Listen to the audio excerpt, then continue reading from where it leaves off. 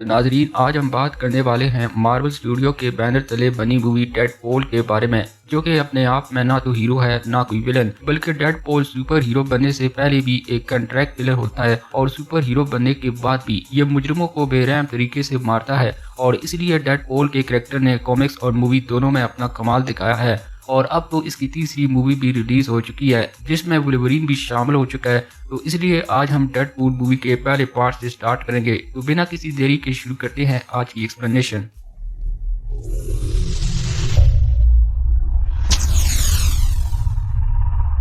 ये कहानी है वेड विल्सन नाम के एक आदमी की, जो कि कनाडा में पैदा हुआ और वो कनाडा की मिलिट्री में भर्ती हो गया था। लेकिन अपने बुरे रवैये की वजह से वो हमेशा लोगों का मजाक उड़ाता और सबकी बेइज्जती करता, जिसकी वजह से इसे मिलिट्री से निकाल दिया गया। इसीलिए वो अमेरिका चला गया, लेकिन वहाँ जाकर भी वो एक कॉन्ट्रैक्ट किलर बन गया, यानी पैसों के लिए लोगों को मौत के घाट उतारता, लेकिन अक्सर वो बुरे लोगों को ही मारता। और इसीलिए इसके करीबी लोग इसे अपना हीरो मानते थे। और फिर एक दिन विल्सन की मुलाकात वनीसा नाम की एक लड़की से होती है, जिसको देखते ही विल्सन को इससे प्यार हो जाता है और वो काफी एक दूसरे के साथ मजे करते हैं। और इस तरह से इनके रिलेशनशिप को पूरा 1 साल गुजर जाता है और सब कुछ ठीक चल रहा था कि तभी एक दिन विल्सन की तबीयत खराब हो जाती है। और जब वो डॉक्टर के पास जाता है तो इससे पता चलता है कि इसे कैंसर हो गया है और इसके बचने की उम्मीद बहुत कम है। इसलिए वो अब वनीसा से अलग होने का कहता है, ताकि वो इसे बुरी मौत मरता हुआ ना देखे। अब वेड कैंसर की वजह से बहुत परेशान रहने लगता है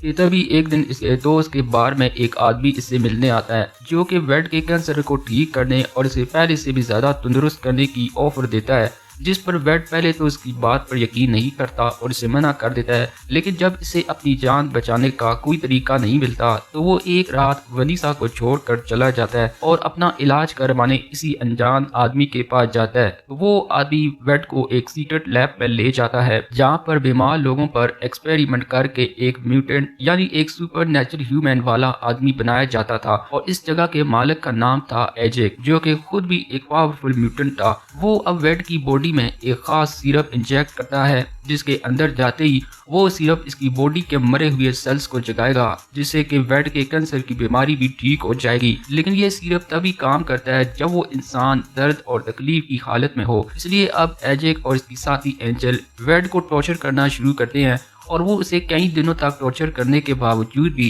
वेड म्यूटेंट नहीं बनता। जिस पर अब एजेक इस पर आखिरी और सबसे खतरनाक टॉर्चर वाला तरीका आजमाता है और वो वेड को एक चैम्बर में बंद करके इसका ऑक्सीजन लेवल कम कर देता है। अब इसी दौरान एजेक बताता है कि वो कोई सुपर हीरो बनाने का काम नहीं करता, बल्कि वो बीमार इंसानों को ताकतवर बनाकर इन्हें अमीर आदमियों को बेच देते हैं, जो कि इनसे गलत काम करवाते हैं। खैर, अब वेड इस चैम्बर में 1 हफ्ते रहने के बाद आखिर वो सिरप काम कर जाता है और वेड के म्यूटेंट सेल्स एक्टिवेट हो जाते हैं। मतलब कि अब इसकी बॉडी किसी भी बीमारी, हमले या चोट को खुद ही ठीक कर सकती है। और यहाँ पर एजेक वेड को इतना टॉर्चर करता है कि इसका पूरा जिस्म जलकर राख बन जाता है। जिस पर एजेक कहता है कि वो इसकी बॉडी का ये हुलिया ठीक कर सकता है, पर वो ऐसा करेगा नहीं। जिस पर एजेक चैम्बर से आजाद होकर इस पर हमला कर देता है।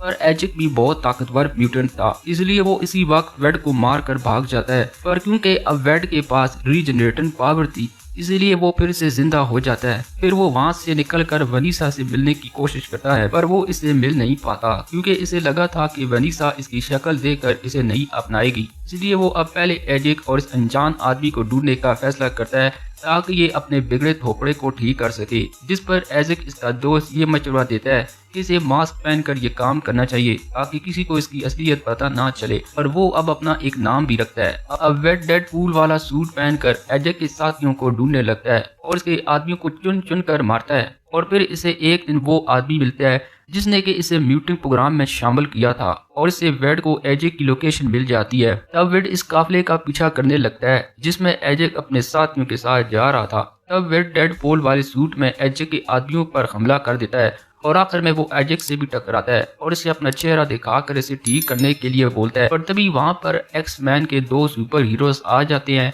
जिनके नाम क्लोसस और नेगासोनिक हैं, जो कि डेडपूल को समझाने आए थे कि वो इस तरह लोगों को मारना बंद करे और एक्स मैन की टीम में शामिल होकर एक अच्छा सुपर हीरो बन जाए। लेकिन वेड इनकी बात नहीं सुनता और दूसरी तरफ एजेक भाग जाता है। अब एजेक को पता चल गया था कि वेड अभी मरा नहीं है, इसलिए वो वेड की इंफॉर्मेशन लेने के लिए वीजल की दुकान पर जाता है, जहाँ पर एजेक को वनीसा की फोटो मिल जाती है। इसलिए वो अब एंजल के साथ मिलकर वनीसा को उठवा लेता है और फिर वेड को कॉल करके धमकी देता है कि अगर वो वनीसा को जिंदा देखना चाहता है तो वो इसे मिलने आए।